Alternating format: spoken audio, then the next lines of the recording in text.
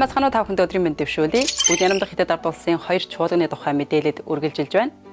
Уйл нурууд ус мөрөн бол алт мөнгөн эрдэнэс юм гэж бүгд Ярамдах Хятад ард улсын дарга Ши Жинпинг хэлсэн байдаг. Хятад улс нь байгаль орчныг хамгаалах, экологийн орчныг нөхөн сэргээх ажлыг маш сайн хийсээр ирснийг дэлхийд дахнараа үлдэн сайшаадаг.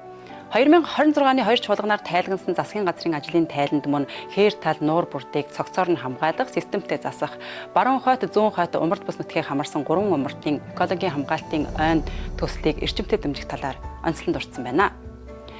Хятад улсын умард бүс нутгийн экологийн хамгаалтын чухал халхаш болсон Өвөр Монгол нь сүүлийн жилүүдэд ногоон байгууламжийг маш сайн хийсээр байгаа. За жишээ нь Хатан голын сав газар хорчны элсийг нөхөн сэргээх, мөн хөвч муу усны цөлийг ногооруулах, Баданжирэн тэнгэр элс Улаанбуух зэрэг 3 их цөлийн зах өвөөг ойжуулахаар дамжуулан Хатан голын урсгалыг маш сайн хамгаалсан байна.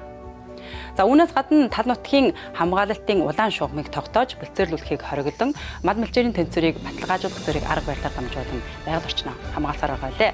Гэх мэтчлэн их байгалийн онгон дөрхийг сэргээж умард хязгаарын ногоон өнгийг хамгаалахаар дамжуулан Өвөр Монгол орноо үсгэлэнд Хятад улсыг бүтээн байгуулах үйлсэд Гарамгай хомныг оруулсаар байгаа лээ.